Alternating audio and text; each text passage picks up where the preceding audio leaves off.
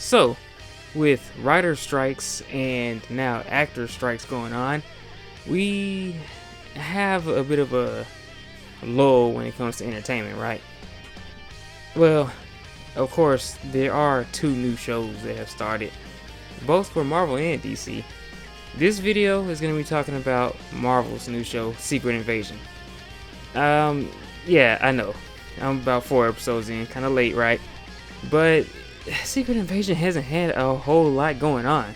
So, in this video, I'm just going to kind of talk about what's happened so far. We've got about 2 more episodes, and I'll try to do a dedicated video for each of those next 2 episodes. But again, if you've been watching, then there hasn't been much to happen in Secret Invasion, right? But it looks like things are going to pick up soon. So just to start everything off, as you know, as you might not know, Secret Invasion is basically a storyline where the Skrulls came to Earth. They started replacing people, specifically superheroes, and I'm going to talk about that in a second. But they started replacing people and superheroes, and it was basically this whole thing of who's a Skrull, who's not, who can we trust? Bam. So, to make a long story short, in the initial comic, if I'm remembering correctly, the Illuminati went to the Skrulls, or went to their planet or their ship or something. They caught wind of the Skrulls wanting to, or maybe thinking about coming to Earth, because this whole Skrull and Kree war was still going on, and they wanted to pretty much use Earth as their own planet.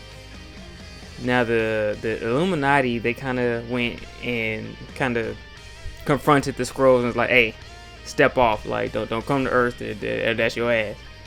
And the Skrulls didn't take kindly to that, so they managed to basically incapacitate the Illuminati. And then they experimented on them, figured out how their powers worked and everything. The Illuminati ended up escaping, and then, fast forward, the Skrulls end up making their way to Earth and replacing people, and yada yada yada, and that's the story. And there's a very Cliff Notes version of the story. It's actually way better than that, because I literally only gave you like the very beginning, and I hadn't even gone into what the actual story is. Maybe I'll cover it, I don't know. But I just wanted to give that bit of a synopsis of the original story so you'll know or have an idea of what I'm about to talk about. So, the first 4 episodes of Secret Invasion. Well, like I said, they're slow. First of all, there's no superheroes here except for, I guess, Rhodey, but, Rhodey's not in the suit. And honestly, War Machine isn't exactly that B tier hero you're looking for in a show like this. No offense. But the show pretty much, the first 3 episodes, I would say, is all about Fury being old. Like, everybody's like, he's old, he's not a threat anymore. Fury's washed. We're good. We don't need your help, Fury. Da da da da da. And as a fan of Samuel L. Jackson's Nick Fury, it's kind of it's annoying. Because, I feel like it's almost a bit of a commentary on the fact that Samuel L. Jackson is up there in age. And it's like they've aged Nick Fury with him. But it's like, hey, Samuel L. Jackson, he's still kicking, right? Like, he looks like he got as much energy now as he did 20 years ago. So, I'm not quite understanding why they chose to go with the story like that. But that's what it is for the first 3 episodes. Now, each of these 4 episodes, because I'm going ahead and include the 4th one, they all went off with this cliffhanger. So episode 1, the cliffhanger was Maria Hill had gotten shot and killed. Episode 2 was that Nick Fury had a Skrull wife.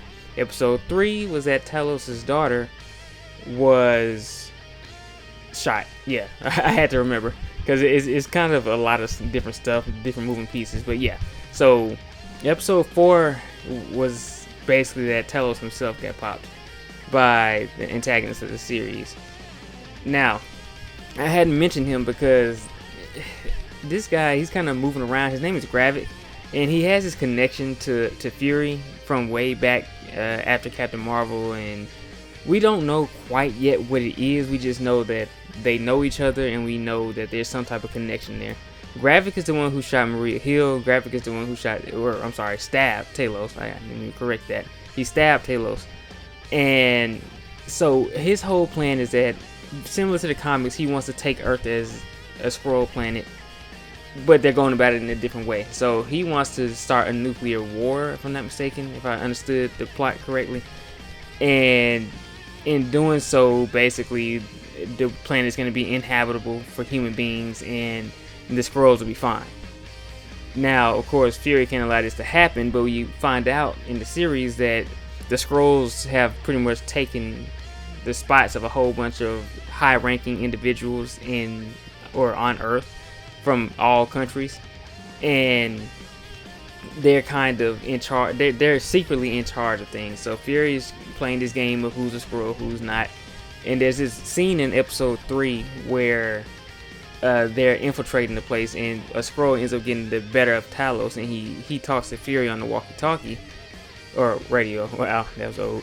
But he talks to Fury on the radio, and he says, "Hey Nick, I'm in such area." And when Fury gets up there, he's like, he has the guy's son, and he's like, "Yeah, no one calls me Nick." So that's kind of just little things there that Fury is able to figure out and notate to know who's real and who isn't, or who's themselves and who isn't. You know what? I'm confusing myself already. Is to know who is the actual person and who is a Skrull. There we go. Yeah, see, that's what happens with TV shows like this.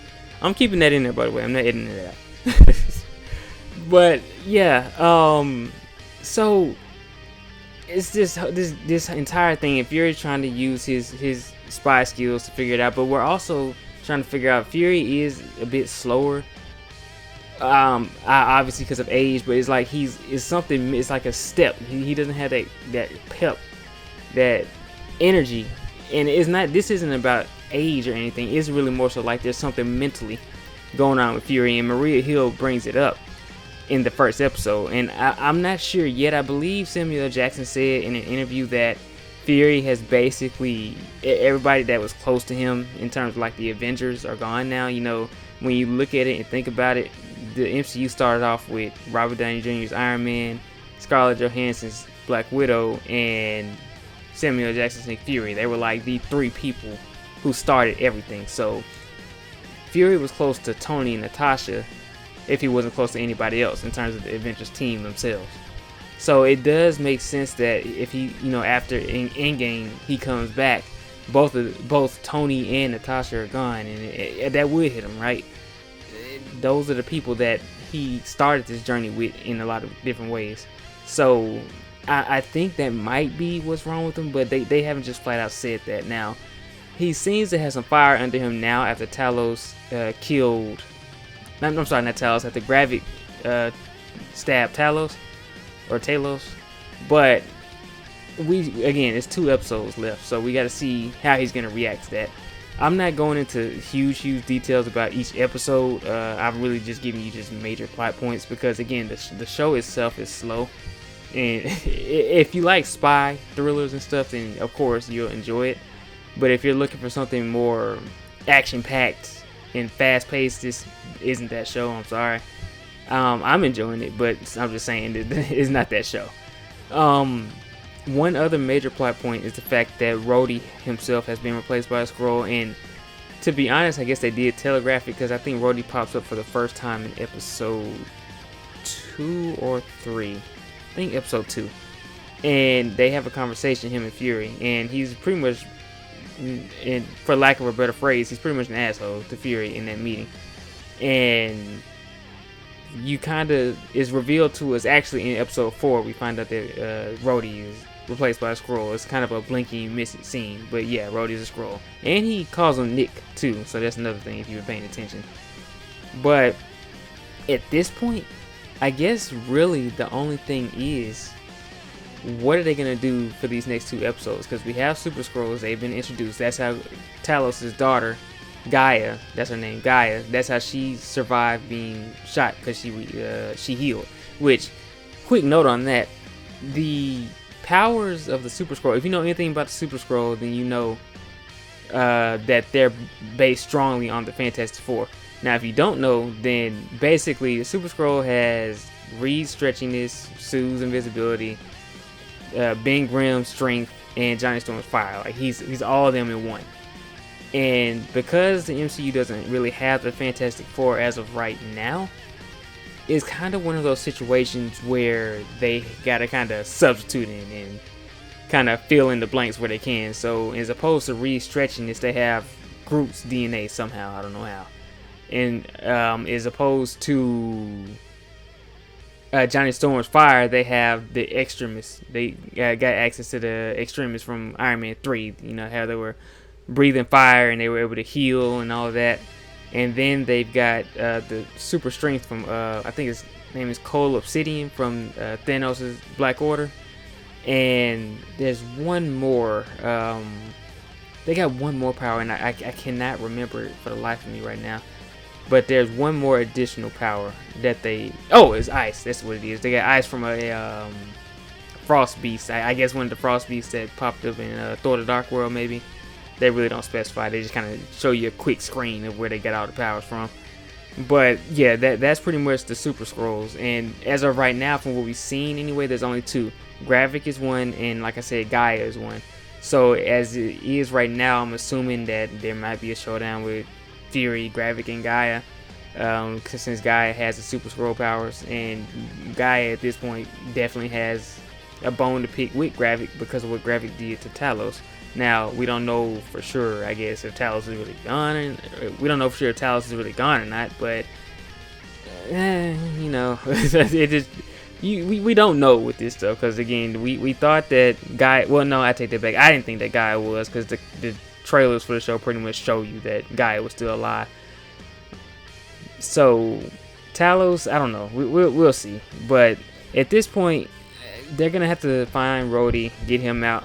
I wouldn't get my hopes up on Rhodey donning the War Machine armor, because right now Disney is doing everything on a budget. Well, they do everything on a budget anyway, but I mean, these shows are on a stricter budget. So that's why, like, you see stuff like the Skrulls not shape-shifting that much. They're most time in their human forms, and when you do see them in their green forms, they're not on the screen that long. So yeah, I wouldn't expect a huge War Machine fight. It would be great, don't get me wrong, but I wouldn't expect that. And in terms of the Super Skrull stuff, again, I expect like a very limited, probably cheap version of a Super Skrull fight. They'll probably use like one power at a time or something like that. You know, that's just kind of how they're handling things right now, and it sucks.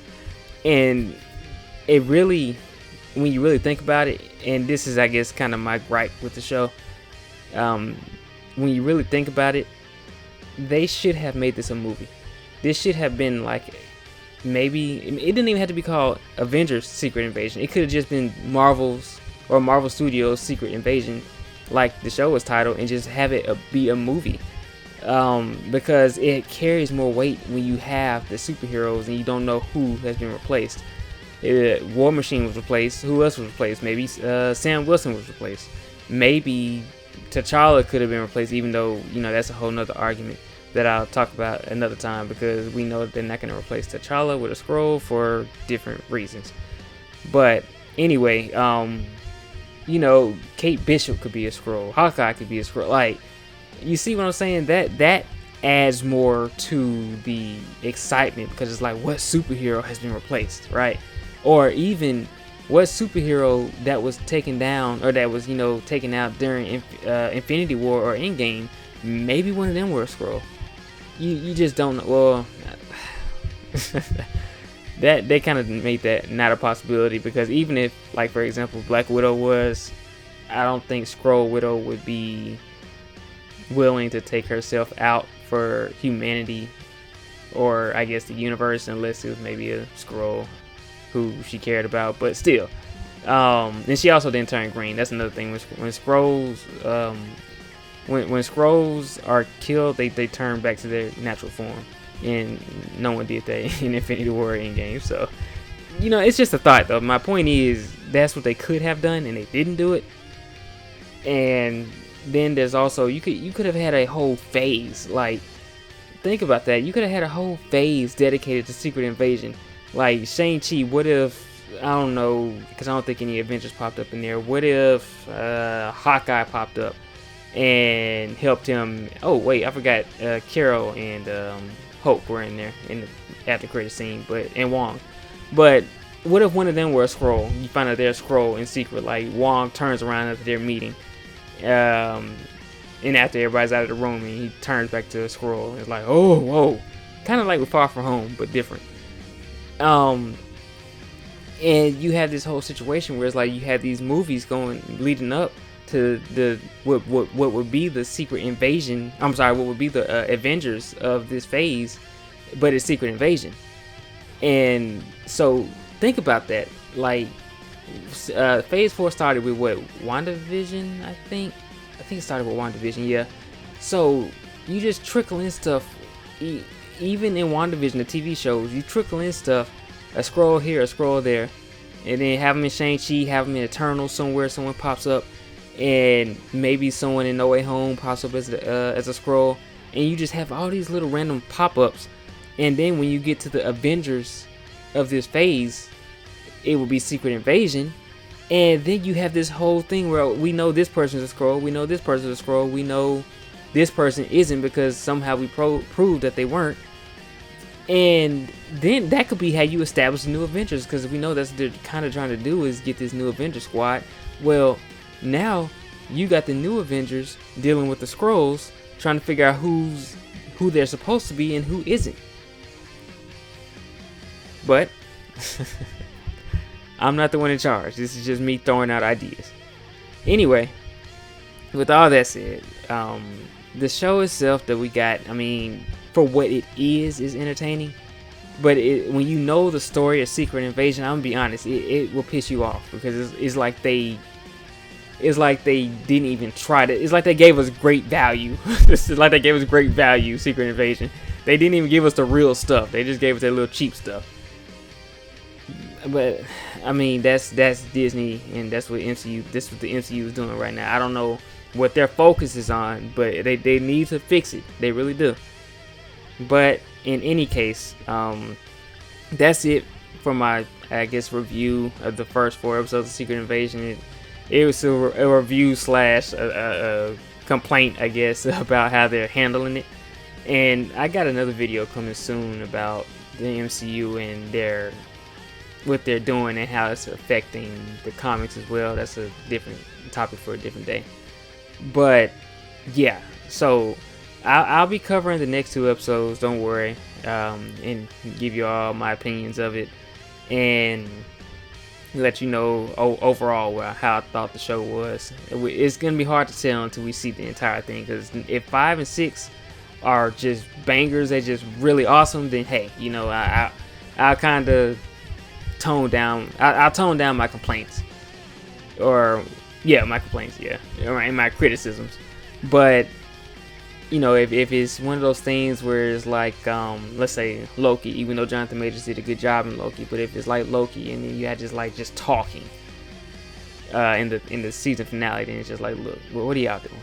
Y'all had Samuel L. Jackson, you had, what's his name, Ben Mendelsohn. Like, you had a recipe for a great series, even if you weren't handling it like the comic handled it. But again, no, different story.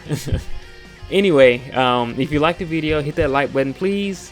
Subscribe for more. And remember, we have the high ground. Catch you later.